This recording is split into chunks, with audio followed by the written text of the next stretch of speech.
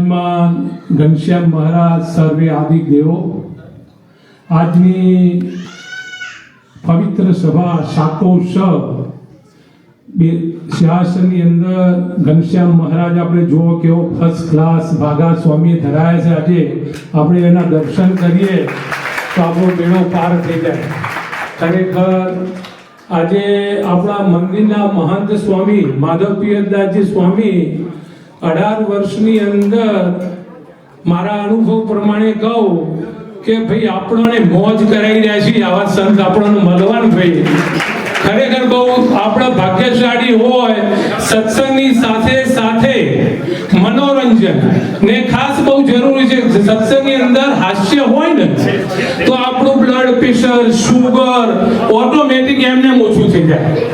પણ ખરેખર માધવ સ્વામી આપણે લાગે ભાઈ કેટલું વર્ષ થયું માધવ સ્વામી ના તો લગભગ 6-8 મહિના થયા. પણ ઘણા સંતો અહીંયા 5-5, 10-10 વર્ષની સેવા કરી છે. પણ માધવ સ્વામી આપણે બધાને કાયમ માટે યાદ રહેવાના. ભલે શોર્ટ સમયની અંદર ઇન્ડિયા જશે પણ માધવ સ્વામીના હરિભક્તો એ બહેનો બેઠા છે, હરિભક્તો બધા બેઠા છે. પણ તમે માધવ સ્વામીને જુઓ કે કાયમ સત્સંગની અંદર હરિભક્ત હસતા એમના દ્રષ્ટાંતો એવા હોય ને એટલે તમારું હૃદયની અંદર ચોંટી જાય. ખરેખર માધવ સ્વામી આપણને મળ્યા છે એવા દિવ્ય સંત. આમ તો કે માધવ સ્વામીની હાઈટ બહુ નાની છે. પેલા સૌમાં કહેતા ને આ પોડિયો મોકલવા તો એમને પાવું આમ થવું પડે કહેવાયું. પણ હાઈટમાં નાના પણ એમનો જે અંદરનો જે ભાવ ને પ્રેમ ને જે જ્ઞાનથી મોટા એવા આપણને માધવ સ્વામી પ્રાપ્ત થયા છે. જોરદાર તાલીઓથી વધાવીએ. આપણા સ્વામીએ કીધું ને આમ તો કે મારા રીંગણ ખાવા ઇન્ડિયા જવાનું હતું પણ સ્વામીના ભાગ્યમાં આગળ રીંગણ નહીં હોય પણ આવતી સાલ તો સ્વામી મળશે. કેમ આપણે ડીકે સ્વામી આવી ગયા હોત ટાઈમસર તો ફર્સ્ટ ક્લાસ પૂરા મોગન રીંગણનું શાક આપણને પ્રાપ્ત હોત. પણ આપણા ડીકે સ્વામીએ છેલ્લા સમયે કોઈ વરઘોડો કાઢ્યો. કોઈ માર્ચના મહિનાની અંદર આવશે. આપણે 20 તારીખે ડીકે સ્વામી પધારશે આપણા, તો એમને પણ આપણે તાલીઓથી જોરદાર વધાવીએ. ખરેખર આજની દિવ્ય સભા શાકોત્સવની અંદર સ્વામીએ ખૂબ જ આપણને જ્ઞાન અને સભા આપણને સંબોધી. તો જોરદાર ફરીથી એક વખત તાલીઓથી વધાવીએ. સભાની અંદર દરેક બહેનો ભાઈઓ ખૂબ જ બેન્ક્વેટ હોલની અંદર કિચનની અંદર 12 વાગ્યાથી ખૂબ સુંદર મહાપ્રસાદની રીંગણનું શાક, બાજરાનો રોટલો, માખણ, ઘી. અને સ્વામીએ કીધું ને ભાઈ પ્રસાદની રીતે લેવો. એનું કેમ હરિભક્તોએ બનાવ્યો છે. પાછળ 4 રોટલા લઈને 2 રોટલા ગાર્બેજ કરે તો પાછળ હરિભક્તો કોઈ કે પ્રસાદ ખૂટ્યો એવું થવું જોઈએ. 10 વખત ઊભા થયું પ્રસાદ લેવા માટે. પણ જેટલું આપણે જમી શકીએ જેટલો પ્રસાદ ડીશની અંદર લેવો, બગાડ ના થવો જોઈએ.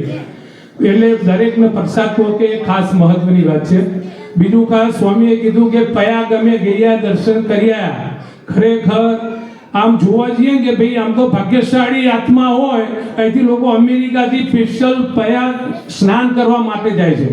લગભગ 144 વર્ષ પછી ત્રિવેણી સંગમ અને એવા પવિત્ર દર્શન છે. ત્યાંનો માહોલ તમે જુઓ ને, કરોડો લગભગ અત્યાર સુધી 50 કરોડ પ્લસ પબ્લિક ત્યાં ઓલરેડી સ્નાન કરવા માટે આવી. પણ આપણને ભગવાને 2 પાંદે કર્યા હોય, પૈસા હોય, સગવડ હોય, અહીંથી જઈ શકાતું હોય, શરીર સ્વાસ્થ્ય સારું હોય તો આપણે ખાસ ત્યાં જવું જોઈએ. હાલો ભાઈ ભગવાનનું પવિત્ર આવો કુંભનો મેળો અને એના દર્શન, એમાંય ખાસ સાધુ મહાત્માઓ, અઘોરી બાવાઓ, એમના આપણી દ્રષ્ટિ આપણા ઉપર પડી જાય તોય પણ આપણો બેડો પાર થઈ જાય. તો ખરેખર દિવ્ય દર્શન ખૂબ જ આનંદનો અને હજી હરિભક્તો ઘણા લોકો અહીંથી જાય છે. તો ખરેખર ખૂબ જ આનંદ હતો. ખરેખર પ્રયાગની અંદર ગયા, છપૈયાની અંદર પણ દર્શન કર્યા. સાથે સાથે અયોધ્યા મંદિર, અયોધ્યાનું આપણું સ્વામિનારાયણ મંદિર, રામલલ્લાનું મંદિર, એને પણ અમે ખૂબ દર્શન કર્યા. અને છપૈયાની અંદર ખાસ ઘણા વર્ષો પછી હું છપૈયાની અંદર ગયો. પણ જ્યારે આપણા આચાર્ય મહારાજ શ્રી અહીંયા આવેલા કે ભાઈ આપણા લગભગ ઉતારા માટે જે કહીએ આપણે ત્યાં બાંધકામ ચાલુ છે, ત્યાંના મહંત સ્વામી દેવ સ્વામી છે. ત્યાં ખરેખર એટલા ઉત્સાહી અને ત્યાં અમે એક દિવસ નાઈટ રોકાયા ત્યાં.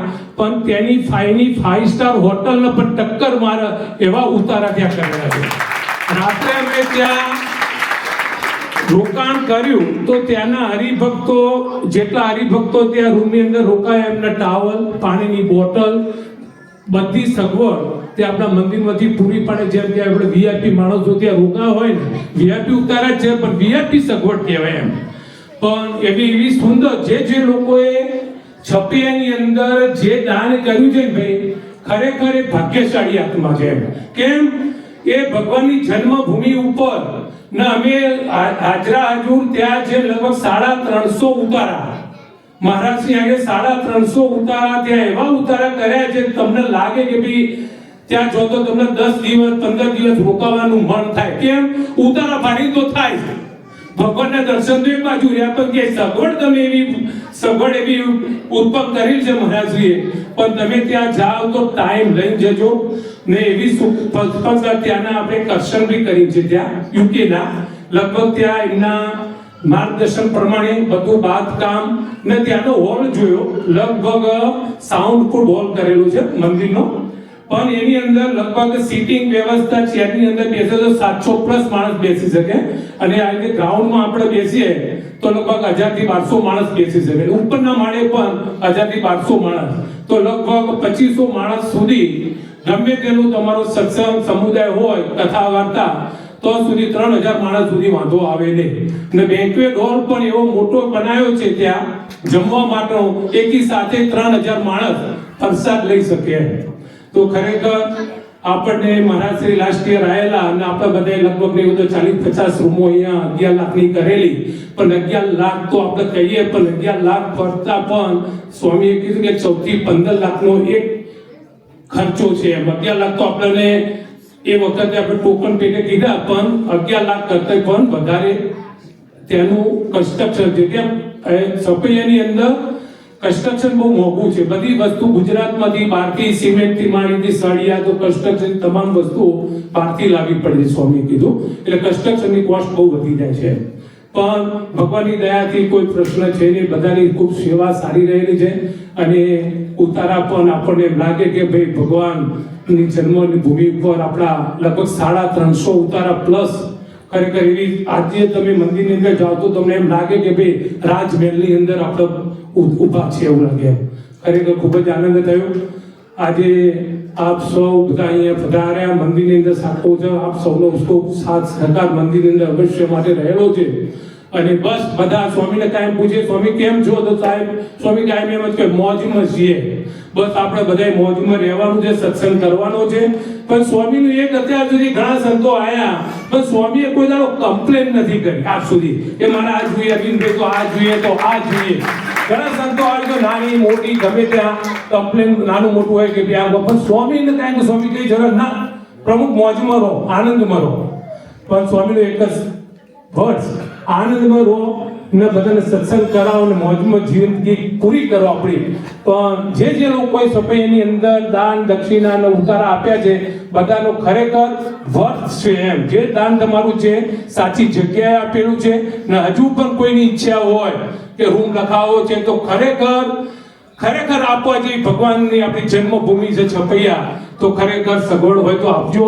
હું ખરેખર અલ્હાબાદની અંદર આપણું અયોધ્યાનું મંદિર છે આપણું અલ્હાબાદની અંદર, પણ ત્યાં હું ફર્સ્ટ ટાઈમ થયો. અયોધ્યાના મંદિરમાં પણ આપણે હું પહેલી વખત ગયો, પણ અલ્હાબાદની અંદર પણ આપણે એવી સુંદર ઉતારા ને જોગોનો જોગ અમે ત્યાં નાઈટ રોકાયા ને તકતી મારેલી ધોળકિયા પરિવાર જ્ઞાનેશભાઈ, એટલે પેલો ભાગ્યશાળી છે આપણે અહીં અલ્હાબાદની અંદર. પણ અમારા બોસ્ટનના હરિભક્તના રૂમની અંદર અમને વિશ્રામ થયો. પણ ખરેખર આપણને આપણી સાથી ખુલી જાય એમ ખ્યાલ આવ્યો કે ભાઈ હવા પેલો અહીંથી ભાઈ જ્ઞાનેશભાઈનું પરિવાર અલ્હાબાદની અંદર ફર્સ્ટ ક્લાસ વીઆઈપી રૂમના ઉતારા એમના આખા પરિવાર સાથેની સેવા કરેલી છે. તો જોરદાર જ્ઞાનેશભાઈને આપણે બતાવીએ. એવી ને એવી તકતી આપણી સપૈયાની અંદર પણ લાગશે. કેમ તો આપણી પેઢી આપણે જઈશું, આપણે નહીં જઈએ તો આપણા બાળકો આપણા બીજી પેઢી જશે તો એમને એમ લાગશે કે મારા દાદાએ દાદીએ અથવા કાકાએ તો હજુ અમને સેવા આપેલી છે. અમે ગયા તો કેમ જ્ઞાનેશભાઈને યાદ કર્યા કે ભાઈ આપણે એમને ઓળખીએ છીએ ને આજે એમને વર્ષો પહેલા તો ગમે ત્યારે એમની સેવા કરી છે, તો આપણને આપણે હૃદયથી એમ પ્રાઉડ થાય કે ભાઈ કે ભાઈ આપણા હરિભક્તોએ બોસ્ટનના હરિભક્તોએ અમને જો એ સેવા કરી છે તો અમે બોસ્ટનથી જઈને એમના ઉતારામાં ઉતર્યા. એટલે આપણે જે આનંદનો વિષય છે ભાઈ. તો ખૂબ જ આનંદ થયો બધાને મળી. અને બહેનો બધા મજામાં છો ને ભાઈ? બોલો તો ખરા, આનંદમાં છો ને, મોજમાં? ભાઈઓ મજામાં બધા? બસ બધા આપણે સાથે મળીને હવે શાક વઘારીએ ભગવાનનો ને પછી 5-15 મિનિટ ગરબા કરીએ ફર્સ્ટ ક્લાસ. આ મંદિરની અંદર ઉત્સવ સમયો લાગી ગયા. આજે ભગવાનના લાવ્યાની અંદર ભગવાન બે શાકો ઉત્સવ વગાડી રહ્યા છે અને જોડે રાસ ગરબા થઈ રહ્યા છે. એવો ઉત્સવ થોડીક દાનની અંદર કરીએ. સાથે આપણે હરિકૃષ્ણભાઈ આગળનું એનાઉન્સમેન્ટ કરો, ત્યારબાદ આપણે ઉત્સવની તૈયારી કરીએ. બોલો નર નારાયણ દેવ.